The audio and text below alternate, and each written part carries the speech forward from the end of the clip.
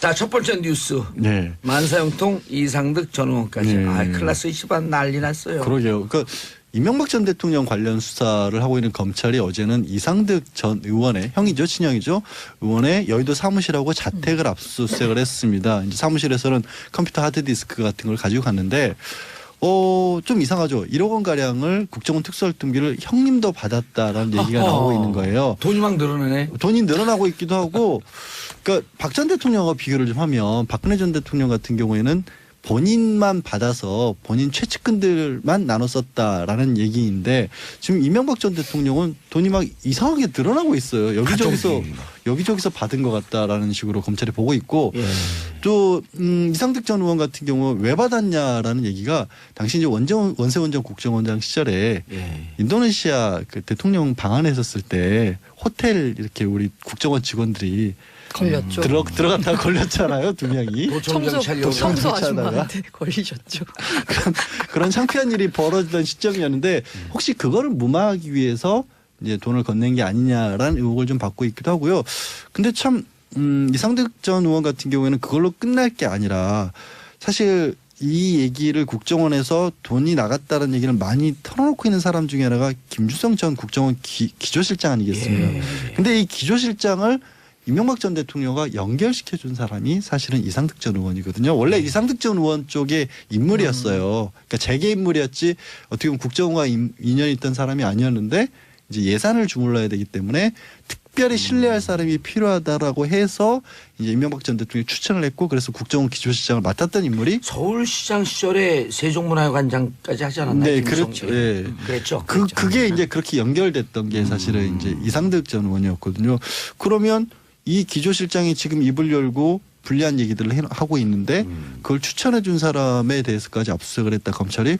그럼 뭔가 상당한 내용을 또 파악한 게 아니냐라는 추측이 가능하고, 또 하나 또 봐야 될 거는 다스의 대주주잖아요. 이상득 전 의원이. 아, 이상은이죠, 그건. 이상은. 혼돈을 일으켜서 죄송합니다. 하여튼 그러면 이제 이상득 의원에 관해서도 잠깐 소개하신 것처럼 만사형통 큰형님이었는데, 그리고 정치로 입문시킨 사람도 사실 큰형님이었는데, 이분을 압수수색을 했다는 얘기를 듣고 이명박 전 대통령이 이랬답니다. 비가 많이 온다. 비가 많이 온다. 네.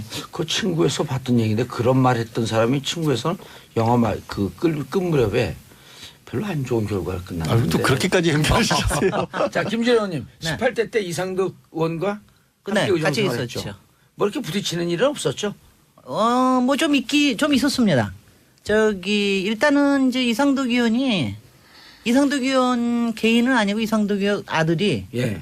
저를 명예훼손으로 고소를 했어요. 그 지하철 9호선과 맥커리 그 연루에 대해서 제가 라디오 인터뷰하면서 명예훼손 했다고 그래서 그래서 제가 명예훼손 고소당했었습니다. 어떻게 물론 무죄 받았죠. 그 이상득 그 의원의 의원 자제분, 아들이 아들. 맥쿼리 자산운용 대표였었거든요. 네. 대표까지는 아니고 이제 임원 중에 하나였는데, 근데 이제 거기가 그 이너서클에서 연루가 돼가지고 실제로 서울시 이명박 서울시장 시절에 그걸 땄고, 나중에 그 지하철 임금 인상한다고 그래가지고 그거 가지고 얘기하다가 그냥 걸려가지고 제가 좀 고생 좀 했고요. 이상득 의원의 아들은 무슨 형이에요?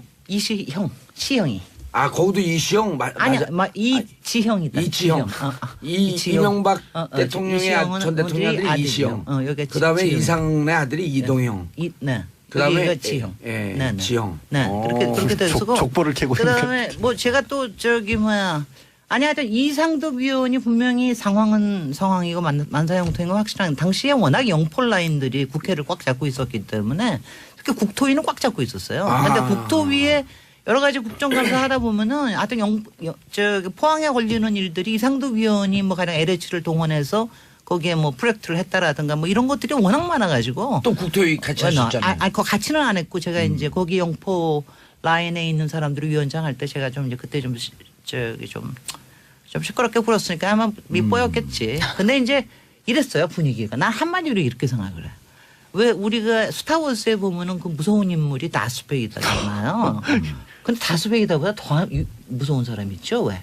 아 다스베이다 스승 그 스승 뒤에 위에 있는 사람 예, 황제 엠퍼러라는 사람. 예. 나는 그 사람 보면 딱 엠퍼러 같더라고. 아, 이상득 씨만 보면 보면은 오. 왜냐하면 본회의장이나 이런 거에 키도 커요 이 오, 양반이. 근데 이 키도 양반이 커요. 딱 나오면은 일단 발을 거의 안 해. 눈으로만 이렇게 싹싹싹 하는 주변이 이렇게 싹 저기 하는 거 있잖아요. 오. 분위기가 막 이렇게 왜 있잖아 소름과 사악한 기운이 이렇게 막 번지는 그런 느낌이었어요. 오, 악의 포스가 아니 그렇게- 아니 그런 포스 악의 포스가 느껴요. 아니 그래서 제가 굉장히 뭐냐면 제가 18대 하면서 항상 신경이 쓰였던 게 이상한 위원의 그 악의 포스와 그다음에 그 박근혜 위원을 모시는 주변의 그 호위무사들이 난리치는 꼴 그 뭐 그러면서 지냈습니다. 하여튼 뭐 하여튼 나는 그 악의 포스에 하여튼 밀리지는 않았으니까 다행이에요. 그럼 저 박사님의 레아 공주 맞서 싸운 거. 꿈에서나마. 난 저한테 깜짝 놀랐어. 왜요? 맞서 싸우셨으니까. 그 저기 뭐야. 하여튼간에 포스가 대단한 양반이에요. 네.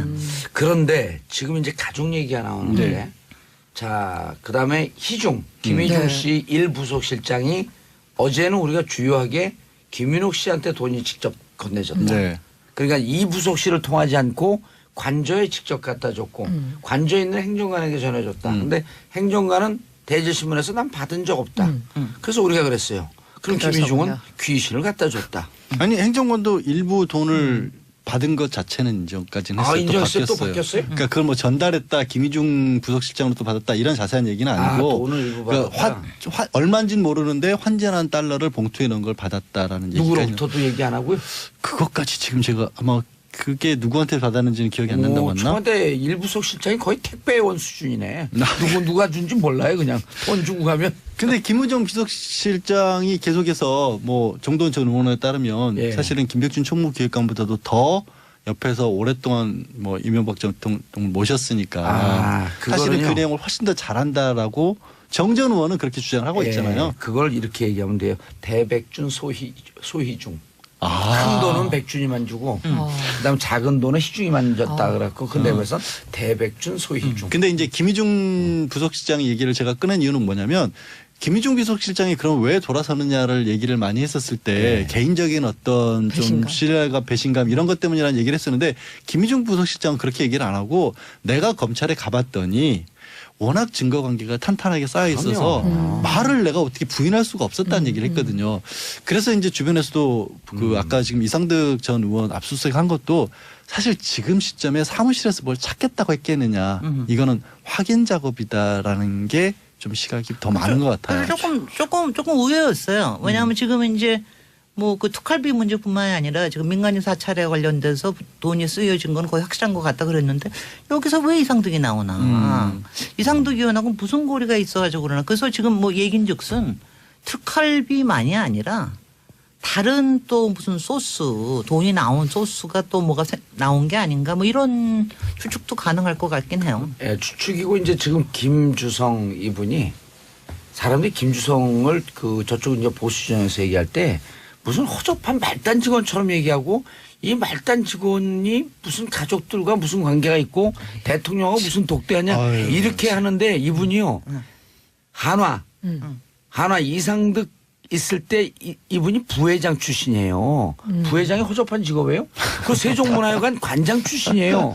그리고 국정원 기조실장은 국정원의 투탑이에요. 그럼요. 그래서 국정원장이 대통령에 직보하지 않거나 그럴 때 직원과 직보로 서수만 일대일 독대가 가능한 게 비일비재하게 할 수 있는 자리예요. 그렇게 하게끔 하기 위해서 기조실장을 서로 계보가 좀 다른 사람을 네. 넣는 거거든요. 상호 견제하라고.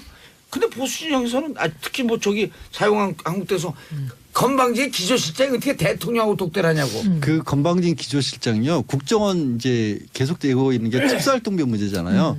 국정원 특수활동비 4천억에서 5천억인데 그 예산이 전부 특수활동비라는 딱 한 항목으로 묶여 있습니다. 예. 그리고 그거를 다 편성하고 집행할 수 있는 권한을 가진 게 기조실장. 기조실장이에요. 네. 4천억 주무르면은 건방진 사람 아무것도 아닌 사람인가요? 그리고 김성호 법무부 장관이 참여정부 마지막 법무장관이 국정원으로 가거든요. 그 2008년도에 국정원장을 하는데 참여정부 시절에 임명했으니까 쳐내야 될 거 아니에요. 그거 쳐낸 장본인이 김주성 실장이에요. 국정원장은 목을 쳐요. 그다음에 지금 이제 중요한 게 뭐냐면 2010년 9월까지 하거든 김주성 실장이. 근데 청와대 아니 검찰이 그 다음에 기조실장 모경만까지 보고 있어요. 근데 이분이 2010년 9월서부터 2012년까지 또 기조실장을 하거든요. 원래 정권 후반부에 더 극성을 부리거든. 돈이. Money is big.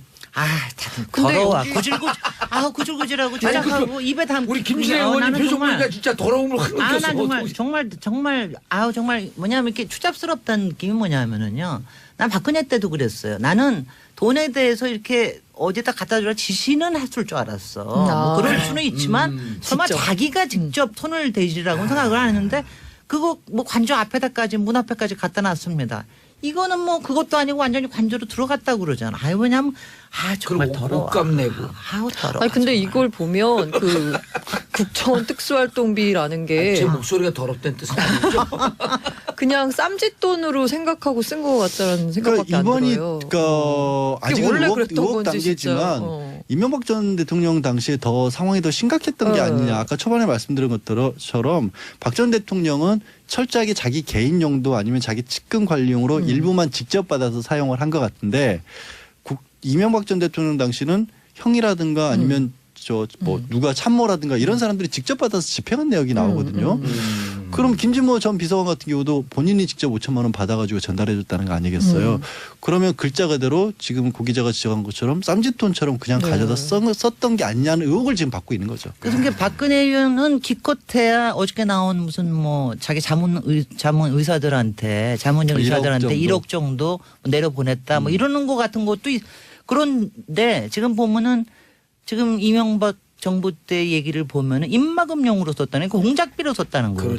그렇죠. 그러니까 이거 그냥 특수구작비 맞네요. 그럼요. 그러니까 분명히 규모나 활용하는 방식 자체가 훨씬 더 조직적이고 조금 더 음모적이고 좀 그렇게 아니 보입니다. 어제 그 SNS를 봤더니 어떤 분이 이렇게 올렸어요. 국정원 특활비 검찰 포토라인. 순서로 쭉 쓴 거예요. 신학수 전 총무비서관, 권재진 전 민정수석, 이상득 MB형, 김윤옥님, 각하 가 되지 않을까 하는 발칙한 추정과 상상을 해봅니다. 이건 올린 사람이 여기 이름이 있어요. 정봉주.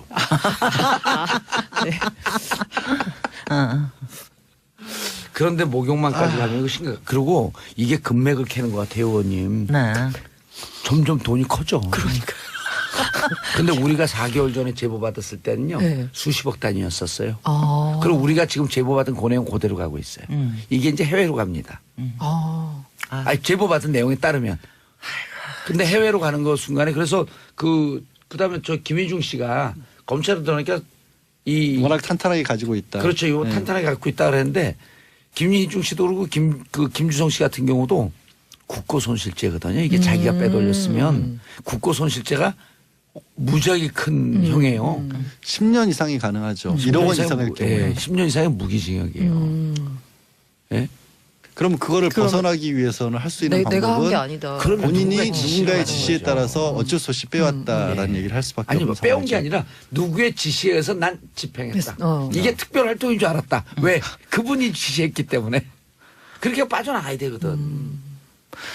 그 이참에 그 특수활동비라는 거 좀 어떻게 투명하게 할 수 있는 방법은 없나요? 지금 근데 그건 특수활동비라는 있지. 용어 자체가 사실은 법에 없는 말이에요. 그러니까 뭐냐면 국정원 같은 경우는 특수활동이라는 걸 하긴 해요. 네. 근데 지금 특수활동비라는 이름으로 한 19개 기관에서 이 돈을 쓰고 있는데 이게 어떤 얘기냐면 뭐라고 딱히 그 통제를 받기 싫을 때 그 돈을 특수활동비라고 해서 그냥 쓰는 거거든요. 근데 내부에 기록은 다 남기게 돼 있고 내부에서 저기를 하게 돼 있으니까. 내부에 지금 이제 네. 이번에 문제가 된 게 이제 기조실장들은 본인들의 옛날에는 본인들 관리용으로 기조를 했던 거지 그걸 국회에 들고 가서 감독받지도 영수증도 않는 필요 거거든요. 글쎄 말이에요. 영수증도 필요가 없고. 그렇습니까? 그 돈이 아까 제가 지적한 게 이거예요. 다른 부서들은 그나마 정상적인 예산이 편성이 돼 있고 아주 일부 검찰 같은 경우도 사실은 수사를 하다 보면 실제로 밥값이라도 들 때가 있거든요. 예산으로 정식으로 통과받기는 어렵더라도. 근데 국정원은 그냥 4천억 5천억 원이 특수활동비라니까요. 다른 게 없어요. 그리고 알아서 배분하는 거예요 내부에서. 그래서 그 부분을 국회에서도 법을 바꿔서 네. 필요한 부분을 인정을 하더라도 나머지 부분들은 아니 국정원 직원들도 하다못해 사무실에서 뭐 모자란다 갑자기 왜 모자 뭐 제가 김진애 박사님 보고 있다 모자가 떠올랐는데 제가 딱 짜줄게. 책상 사고 컴퓨터 여기에 사고 특활비 안 쓰셔도 돼.